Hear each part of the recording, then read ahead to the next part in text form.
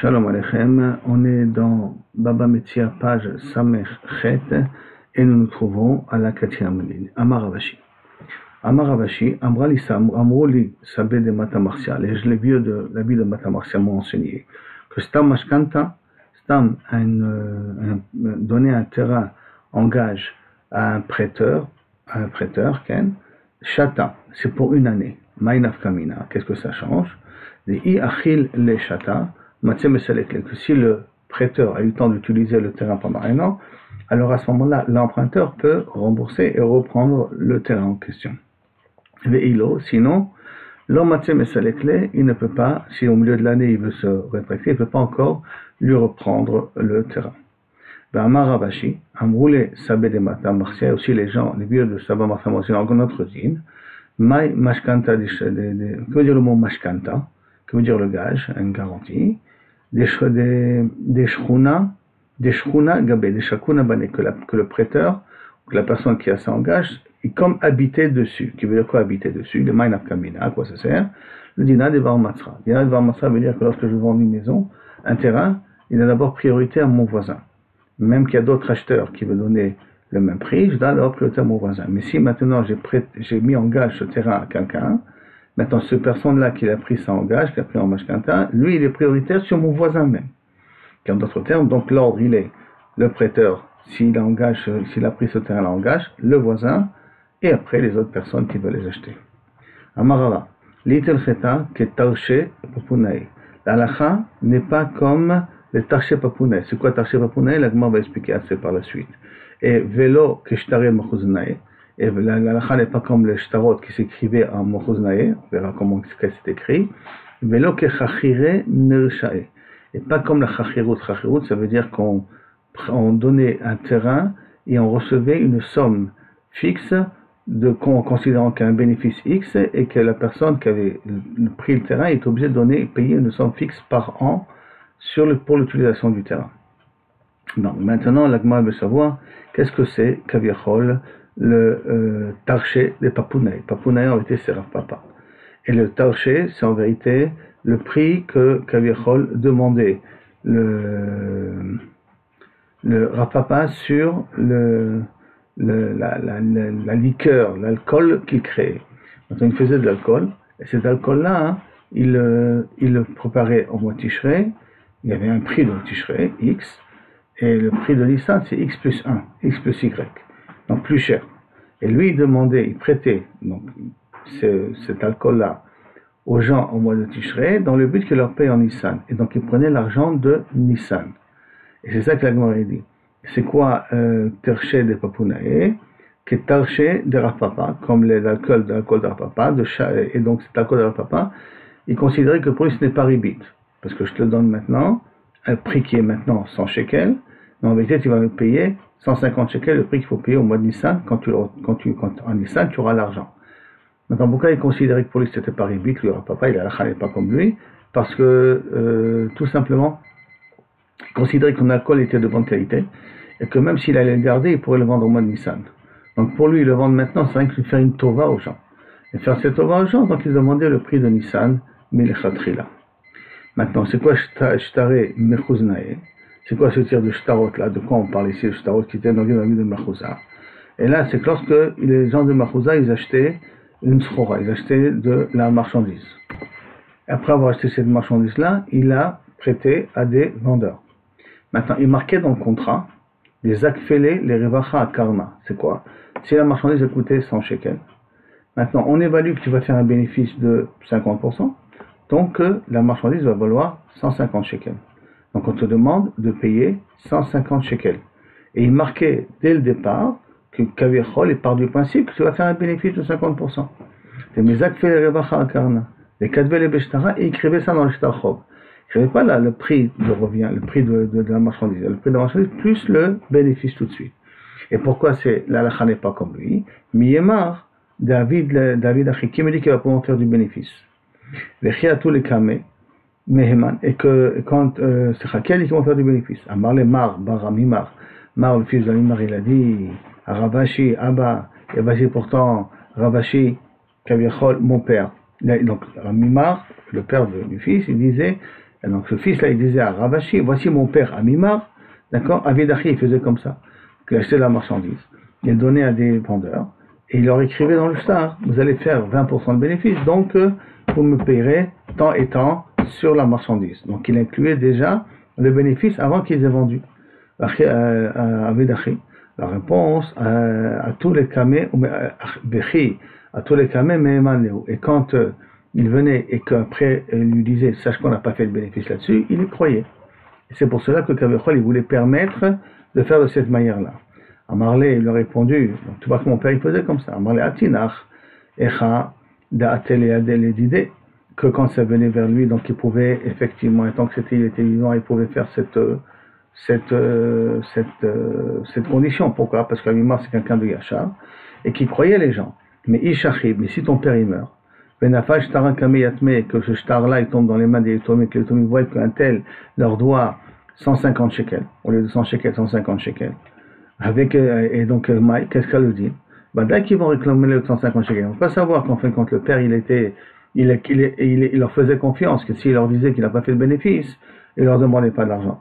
Et là, c'est pour ça qu'il a dit, et si ton père il mourait, avec Shgaga Yotzem Pi Hachali, c'est comme une erreur qui sort dans la bouche du patron. Donc il a dit une phrase qu'il ne fallait pas dire, si ton père il allait mourir, parce que Nach Nafshed Amimar, parce que Bemet Amimar est mort à cause de cette phrase-là. Maintenant, c'est quoi Chachire Narsha'e? On parle des gens de Narsha'e, qui faisaient une Chachirut. Chachirut, on avait dit, c'était quoi? C'était donner un terrain et recevoir un bénéfice fixe de l'année. Et comment ils faisaient ces gens-là? Des Kadve Achi, qu'ils écrivaient comme ça. Meshkan, les Plania, Ara, les Plania. J'en ai même Meshken, un terrain, un tel. Ça veut dire que Rouven il avait besoin d'emprunter de l'argent. Il allait voir Shimon, prête-moi de l'argent. Shimon lui disait, il n'y a pas de problème, je te prête l'argent, mais tu me donnes le terrain en gage. Il n'y a pas de problème, je te mets le terrain en Mashken, je mets le Mashken, le terrain il est hypothéqué. Maintenant, qu'est-ce qu'ils faisaient après? Donc, le Mashken, les Plania, Ara, les Plania. Et après, Shimon, qui a reçu le terrain en hypothèque, Chachare Mine, il le donnait à l'emprunteur pour travailler à un prix fixe qu'il devait lui donner au bout de chaque année. Et donc, et qu'est-ce qu'ils disaient? Pourquoi ils disaient que Kaviachol, ils avaient le droit de faire une chose pareille? Parce que sauf ça voudrait dire qu'il y a aussi un petit peu du ribit sur le mashkon en question, puisqu'après sauf, Rouven doit lui rembourser la valeur du prêt, et en même temps le prix qu'il lui a donné sur le travail qu'il a fait sur chaque année sur ce terrain. Donc ce prix-là, après aussi un peu ribit. Et là, Emma, Knae, da Knae, Nihele. Et là, qu'est-ce qu'il disait? Il disait sauf. Le mashkon, c'est comme si j'ai acquis le terrain. Donc on disait, c'est comme si je donnais mon terrain à travailler dessus. Donc ça n'avait rien à voir avec l'alba. Maintenant, Baïdna, après qu'on a dit que ce n'était pas bien, des cas ils écrivaient comme ça, Achi, Kanaye Mine. On a acheté le mashkon, ce mashkon, donc le terrain qui est en contrepartie de la dette, on l'a acheté pour 3 ans. 3 ans comme ça, une chazaka. Veshahinan Kama, Shaloshanim, 3 ans on a dit. Maintenant, il est dedans. Vehadar, et après les 3 ans, Chachare, après les 3 ans, il donnait à l'emprunteur pour travailler sur le terrain et de payer une somme fixe. Et tout ça pourquoi? Pour pas que les gens s'abstiennent à prêter de l'argent, parce que sinon ils vont dire qu'est-ce qu'on va gagner dans l'affaire, on va avoir des gages, avoir des garanties et tout ça. Donc pour éviter tout ça, ils sont permis à faire une chose pareille. Mais là, Miltaï, et malgré tout, la halakha n'est pas comme ça. Malgré tout, on n'a pas le droit de prendre un gage, un terrain, même si après ce terrain est considéré à mon terrain pendant 3 ans, et après le louer, le donner à l'emprunteur pour qu'il me donne une somme fixe par an, par mois, même chaîner toute la fréquence, mais en tout cas, cette somme-là, elle a une consonance de ribit, et c'est pour ça que c'est assour. Jusqu'à là, première partie de la Sugia. Deuxième partie, Mishnah. En Moshevim Chenvani le Mertza, Sachar, qui veut dire quoi? Il y a une notion qui s'appelle Eteriska. On en verra ça un peu plus tard dans la Sugia et dans la Gemorot qui vont suivre. Mais l'idée, elle est que les Mertza veut dire, voilà, je te donne de l'argent, moitié bénéfice, moitié perte. Ça veut dire que s'il y a une perte, moitié. S'il y a des bénéfices, moitié. Maintenant, le fait que je dis s'il y a des bénéfices, moitié, ça veut dire que sur toute la somme que je prends, l'emprunteur va devoir investir. Maintenant, sur le fait qu'il lui paye à lui la moitié des bénéfices sur la moitié de la somme, parce qu'une moitié est donnée en tant que prêt, et une moitié est donnée en tant que picadon, en tant que gage. tu gardes cet argent-là. Sur ce picadone, il fait un travail dessus. Et le travail dessus, qui va le faire gagner, c'est en contrepartie de l'autre moitié qu'il lui a donné en tant que prêt. Donc, le bénéfice qu'il va donner sur le picadone est égal à ce qu'il aurait dû payer comme intérêt sur la halva, sur le prêt qu'il a fait. Et ça s'appelle avat ribit. Comme je répète, la somme elle est partagée en deux, une moitié en tant que halva et une moitié en tant que picadone. Maintenant sur la halva, moi je peux faire ce que je veux.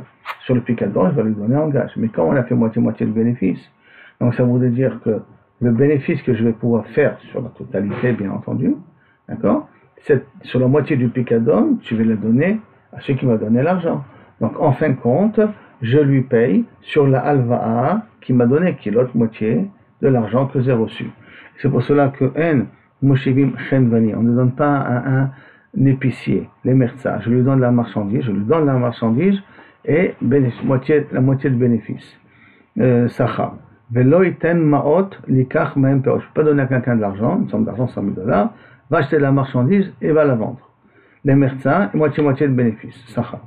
Et là, si ce n'est, noten los raroke poel, que si je lui paye sur l'autre moitié, que moi je vais avoir des bénéfices dessus, je lui paye une somme d'argent comme si c'était un employé. Quel niveau de paye? Ça c'est la Gemara qui va dire. La Gemara continue dans le même concept. En moshim tarnegolim merza. Je peux pas prêter des coques à moitié des coques. Je prête des coques pour qu'ils couvrent les œufs, pour qu'ils pondent les œufs. Moitié de bénéfice. Ben shamin agalim sayachim merza. Je peux pas aussi évaluer, donc prêter des agalim des veaux et des sayachim des petits des ânesse ou des petits ânes ou des petits chevaux, pour que quand ils vont rester chez la personne, ils vont les faire grandir. Et en les faisant grandir, à ce moment-là, après, il le rend, et ça, il aura un bénéfice là-dessus, merza, moitié-moitié. Et là, noten sera aussi, il le paye, de s'occuper de ces animaux-là, amalo, mesono, la nourriture des animaux, et en même temps, le travail qu'il a fait. Aval, mekablim, agalim, seachim, le merza. Mais on peut recevoir. Je peux pas donner, d'accord, pour qu'on fait moitié-moitié de bénéfice. Mais je peux recevoir d'agalim, seachim, le merza, d'avoir donc des veaux ou des chevaux, des poulains, ou des petits ânes, comme ça. Ou megadlim, otam, et je les fais grandir, ad meshulashim, jusqu'à qu'ils arrivent à un tiers de leur grandeur. Vechamor et un âne, ad shiyeto, et qu'elle peut porter. Qui veut dire que si maintenant, ces animaux-là peuvent me revenir à moi qui s'occupe d'eux à un travail que je peux gagner dans l'affaire, alors ça s'appellera la paye qu'ils m'ont payé. Parce qu'on a dit tout à l'heure auparavant que je ne peux prêter de l'argent ou je peux prêter des animaux qu'à condition qu'il a un bénéfice, ça veut dire qu'il est payé sur le travail qu'il fait. Il faut qu'il soit en même temps du bénéfice qui est la moitié de l'alva, il faut qu'il soit payé sur l'autre moitié du picadon. Là c'est la même chose, il faut qu'il ait un bénéfice sur les animaux.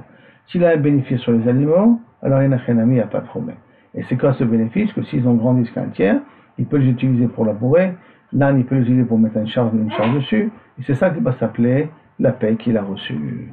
Donc retenons que si je veux faire un genre de essai, un genre d'affaires, et je vais prêter de l'argent, et que la moitié je le donne en tant que prêt, l'autre moitié je le donne en tant que picadone, que si je le paye sur le picadone pour s'en occuper, ça s'appellera pas ribit parce que ça s'appelle qu'il fait du travail pour moi. On a dit qu'il faut le payer kepoel. Quel poel? Tana kepoel batel, comme un ouvrier qui ne travaille pas. Qui ne travaille pas, ça veut dire un chômeur. Un chômeur qui reçoit le minimum du SMIC. Bon, le minimum, ma kepoel batel, ça veut dire quoi le SMIC? C'est quoi ce minimum-là qu'il faut essayer de lui payer? Amarabaye kepoel batel sur l'autre melacha. Arrête, je prends quelqu'un qui travaillait en tant que forgeron et je vais le convertir en vendeur. Maintenant, lui, dans le forgeron, il pouvait gagner 100 shekels de l'heure. En tant que vendeur, il va gagner peut-être 50 shekels de l'heure.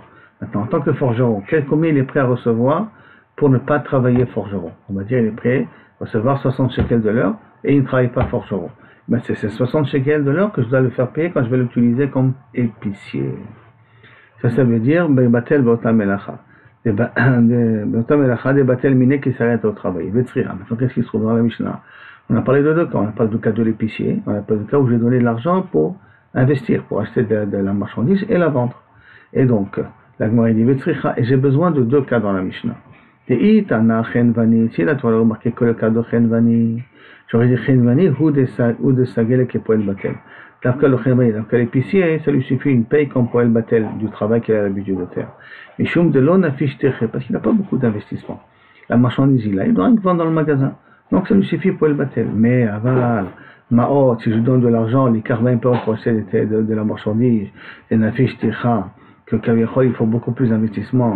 Et malo sagel que pour le battre, peut-être ça lui suffit pas que pour le battre. Peut-être il faut le payer un peu plus cher, parce que c'est pas rentable si le Kaviachol, le fait qu'il va s'investir plus que ce qu'il va gagner. Donc s'il va gagner, s'il gagne moins, c'est un petit peu cette forme-là, un petit peu une forme de rebite, même s'il a gagné quelque chose. C'est peut-être une forme de rebite quand même, parce qu'il aurait dû gagner, il aurait pu gagner plus. Donc c'est pour ça que j'ai besoin de nous marquer aussi le cas de je lui donne de l'argent, il investit pour nous dire qu'il n'est pas chaya. Donc pas qu'un point battel, pas plus que ça. Ici, j'aurais marqué le cas de Morot Likarben Perot, j'aurais marqué que de ça. Ava mina, j'aurais pu quoi Hatam vous débaille qui pour le battel. Dans le cas de j'achète dans la marchandise, je reçois l'argent, j'achète de la marchandise, je les investis dans cette marchandise-là, que là-bas je vais le payer qui pour le battel. Je me dis la fiche parce qu'il y a du travail quand même. Mais oui, par rapport au Moched Bali. Le Ched Bali, la fiche qu'il y aura beaucoup d'investissement. Et moi, j'aurais pu dire, ça gueule, mais macho, ça lui suffit une petite somme, une petite paye. Quoi, une petite paye? Ben, afilou, l'autre aval, Imo, et la bétir, même s'il s'est associé, l'autre il a acheté du poisson avec un jus de poisson, et l'autre il a trempé son pain un peu dans la sauce, il a mangé avec, mais là, Khalimo et la gogueret, donc il a mangé juste la grandeur d'une figue, Achad, Zéoussachar s'appelle son paiement.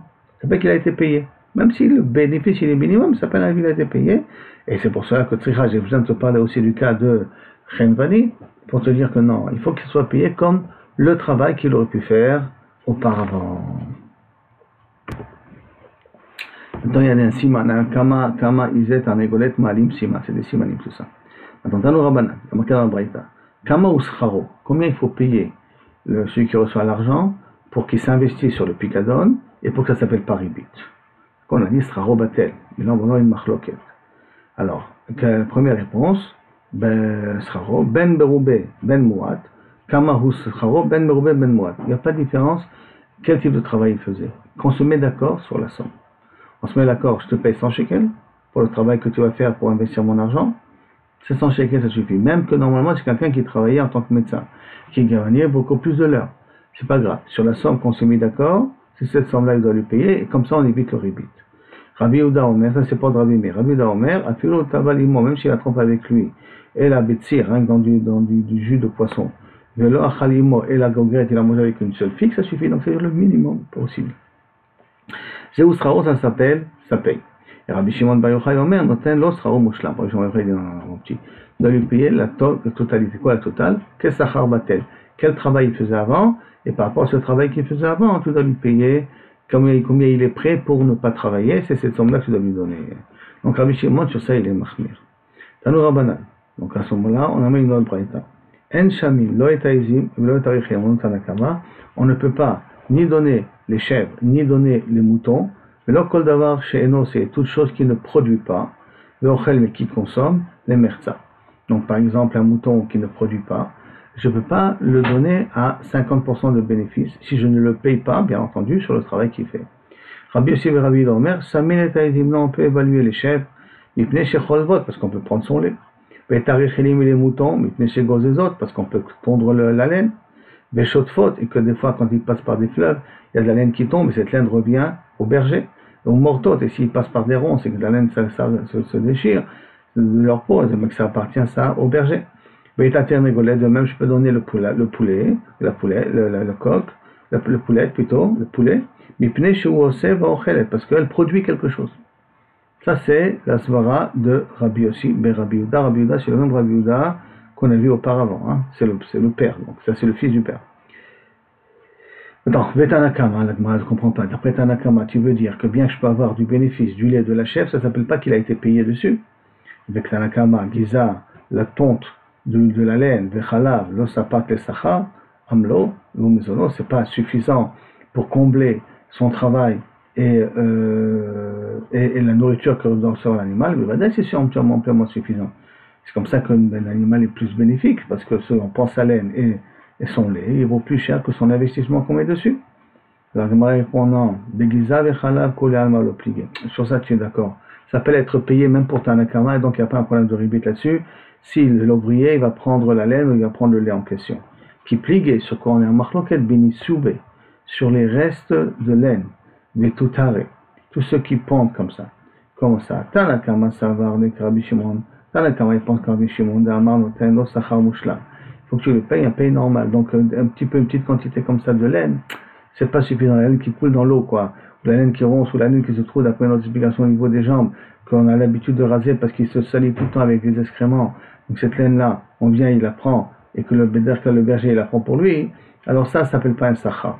Alors que Rabbi aussi, Rabbi Yehuda, ça va, qui avoue, elle pense comme son père. Même s'il a trempé son pain dans la sauce tomate, ok, il a mangé avec lui une figue, donc il y a un bénéfice minimum, un registrao, ça s'appelle qu'il a été payé, et grâce à ça, il n'y a pas un problème de rébit. Ok, une autre question, une autre braïta, Tano Rabanan. Maskeret Isha le Chaverta Tarnegolet. Une femme a le droit de louer, de faire louer, je te prête, je te loue, voilà. Ma poule, je te loue, Peshne Frochim pour 2 oisillons. 2 oisillons, c'est le paiement que tu donnes pour la poule. Par contre, Isha She'amra le Chaverta, une femme qui a dit à son ami, Tarnegolet Sheli ou Betsim Shelachi, ma poule à moi et tes œufs à toi. Vani Ve'at Nachlok Ve'frochim, on se partage les poussins. On vient, je te prête, je m'associe avec toi où j'amène ma poule, ma poule, toi tu amènes tes œufs et on se partage. Rabbi Yehuda m'a dit c'est bon, tu peux faire une chose pareille. Et Rabbi Shimon ne sert pas. Rabbi Shimon dit oh stop, il y a un problème ici, il n'y a pas de bénéfice.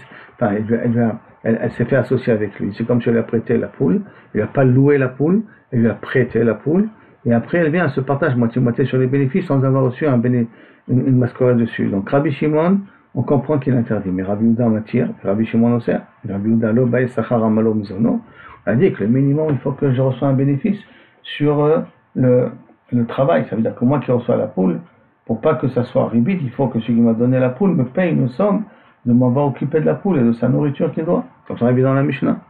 Réponse, Eka betil muzarot, non, ce n'est pas une question, parce qu'il y a betil muzarot. Betil muzarot, ça veut dire qu'il y a 2 types d'œufs. Il y a des œufs qui peuvent être féconds, et ça vient d'un coq, et il y a des œufs qui ne sont pas féconds, c'est que seule, elle a commencé à s'exciter et à recevoir, et à créer les œufs en question. Donc ces œufs-là qui sont muzarot, qui ne sont pas là pour des raisons, ça revient à la personne qui s'occupe de la poule, pas au propriétaire de la poule, ça s'appelle sa mascoret. Et c'est pour ça que ce mertza-là n'est pas considéré comme un bénéfice. Tano Rabanan. Donc Rabanan comme une autre braïta. Makom shenagou le'alot sachar katef, la maot le behema ma'alim.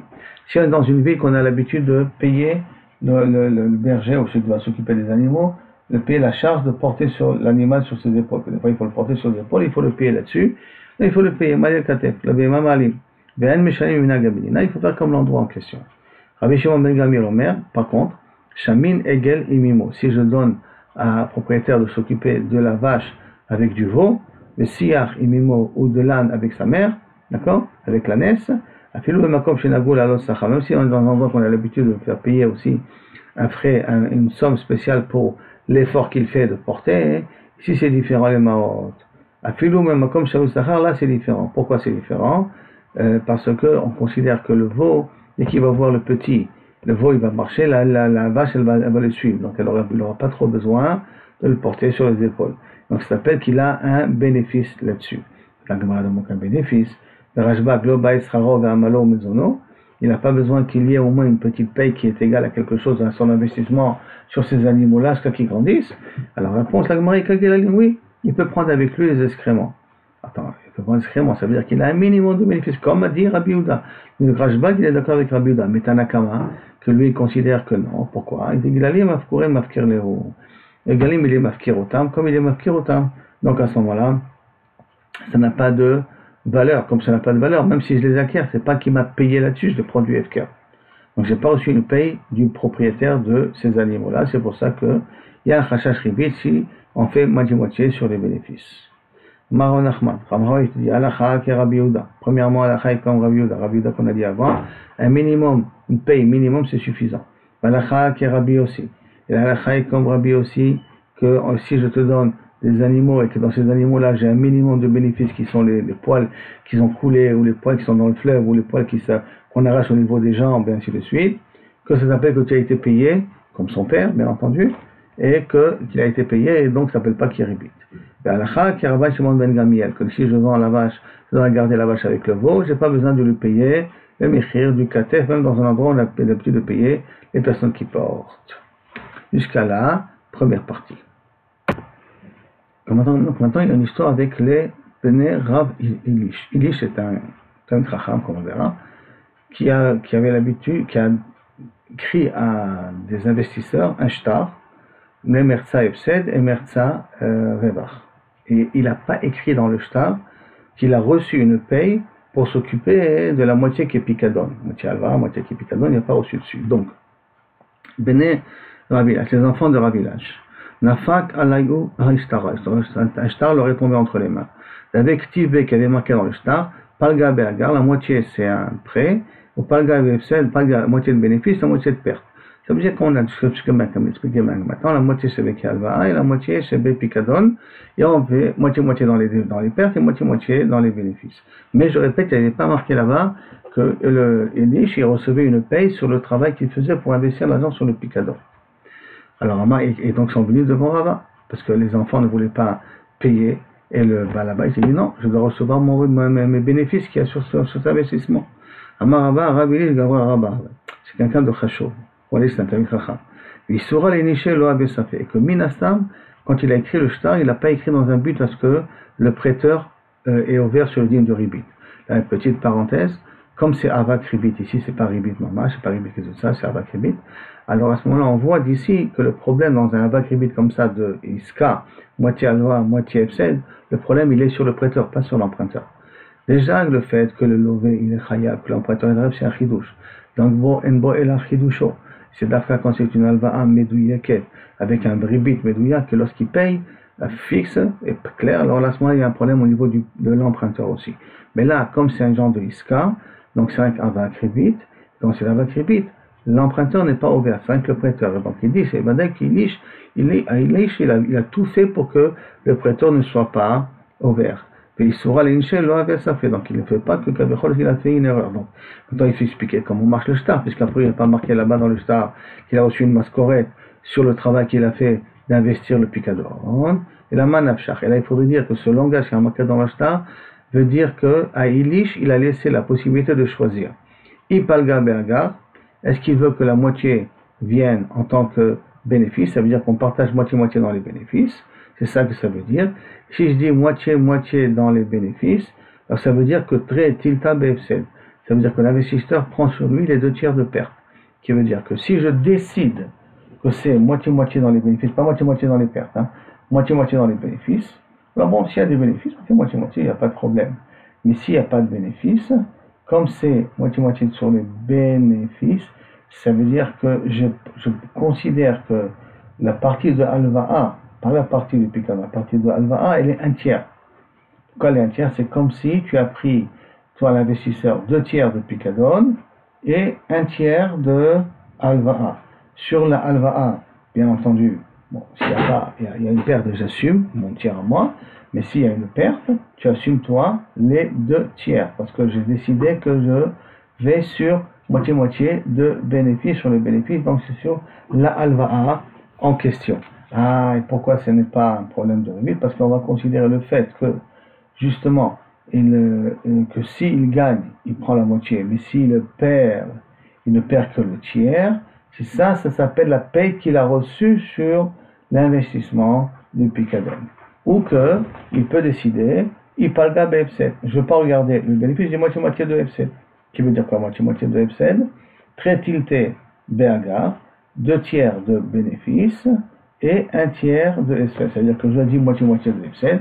Je regarde que le Picadon, et dans ce Picadon-là, que le Balabait il a pris sur lui, c'est son Picadon, c'est le revenu, parce que la moitié c'est Alva'a. Sur ce Picadon-là, je vois le F7. C'est-à-dire que si je fais moitié-moitié de perte, qui veut dire que la perte elle est sur le Picadon, mais je fais que moitié-moitié. Qui veut dire qu'en fin de compte, je n'assume que 1/3, que la moitié de la moitié. Qui veut dire que, où est le bénéfice là-dessus? Que si je gagne, je prends 2/3. Si je gagne, je prends 2/3. Donc, je me focalise sur la perte, sur le F7, et je dis je vais sur le F7. On fait moitié-moitié sur le F7, qui veut dire que s'il y a un bénéfice, je prends 2/3 du bénéfice. Et toi, tu prendras 1/3, et ce 1/3 qui est en plus, c'est ça va scorer. Mais si je décide d'aller sur le moitié-moitié des bénéfices, pas moitié-moitié des pertes, moitié-moitié des bénéfices, donc ça veut dire que s'il y aura une perte, quand la moitié-moitié des bénéfices est sur la la halva. Donc s'il y a une perte, toi, ton picadon, tu l'as perdu, plus sur la halva 1, la moitié de la perte, c'est l'investisseur qui reçoit. Et donc, où il est le bénéfice? Que s'il va gagner, il prendra la moitié de la somme.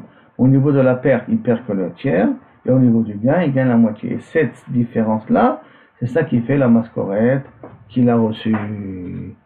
On est arrivé là-dessus. Amar Rav Kahana. À demain,